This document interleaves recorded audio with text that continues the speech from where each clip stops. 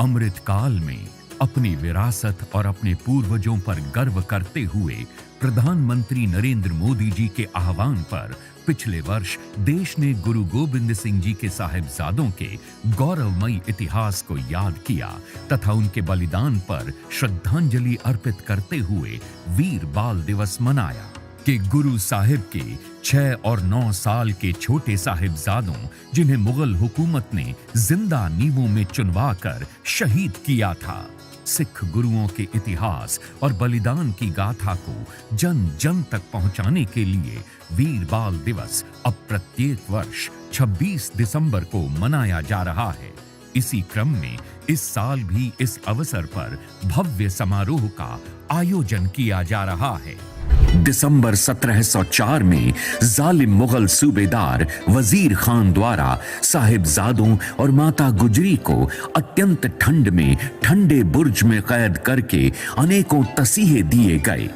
छोटे साहिबजादों का धर्म परिवर्तन करने के लिए उन्हें कचहरी में पेश किया गया। उन पर झूठे मुकदमे चलाए गए, मौत के डरावे और लालच दिए गए। लेकिन फिर भी जब साहिबजादों ने अपने धर्म में पक्के रहते हुए इस्लाम कबूल करने से साफ इनकार कर दिया तो सूबाए सरहिंद नवाब वजीर खान ने साहिबजादों को जिंदा नींवों में चुनवाकर शहीद कर दिया था। सरहिंद में स्थित गुरुद्वारा फतेहगढ़ साहिब आज भी जालिम मुगल हुकूमत के अत्याचार और साहिबजादों की बहादुरी की गाथा बयां कर रहा है। माननीय प्रधानमंत्री नरेंद्र मोदी ने इससे पहले श्री गुरु गोविंद सिंह जी का 350वां प्रकाश पर्व भी भारतवर्ष में श्रद्धा और भावना से मनाया था। ये भी पहली बार हुआ है कि देश के प्रधानमंत्री द्वारा साहिबजादों के दादाजी 9वें पातशाह श्री गुरु तेग बहादुर जी का 400वां प्रकाश पर्व उसी लाल किले पर मनाया गया जिस लाल किले से गुरु जी की शहादत का फरमान सुनाया गया था। देश के प्रधानमंत्री ने लाल किले से भारतवासियों को बताया था कि श्री गुरु तेग बहादुर जी ने तिलक, जनेऊ और धर्म की आजादी के लिए अपने 3 सेवकों के साथ दिल्ली के चांदनी चौक में बेमिसाल कुर्बानी दी थी। प्रधानमंत्री नरेंद्र मोदी जी हमेशा से ही इस बात के धारक रहे हैं कि सिख गुरु साहिबानों की बड़ी कुर्बानियों की जानकारी हर घर तक पहुंचनी चाहिए।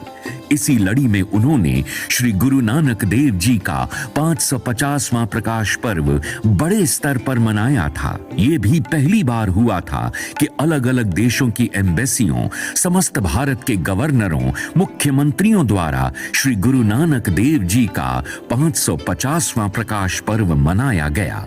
यही बस नहीं, जिन गुरुद्वारों की सेवा संभाल और दर्शनों के लिए सिख कौम रोजाना अरदास करती थी, उस महान कार्य की सेवा भी ईश्वर ने देश के प्रधानमंत्री से करवाई, जिसके चलते करतारपुर साहिब का कॉरिडोर बना और संगतों को श्री करतारपुर साहिब के दर्शन करने का सौभाग्य प्राप्त हुआ। प्रधानमंत्री श्री नरेंद्र मोदी जी ने श्री हरमंदिर साहिब में FCR की सुविधा शुरू करवाई, जिससे विदेशों में रहने वाले सिखों को अपना दसवंध श्री हरमंदिर साहिब पहुंचाने में बड़ी सहूलत मिली। श्री हेमकुंट साहिब जाने वाली संगतों की सहूलत के लिए रोपवे प्रोजेक्ट का शिलान्यास किया, जिससे श्रद्धालु 3 दिनों की यात्रा कुछ ही घंटों में पूरी कर सकेंगे।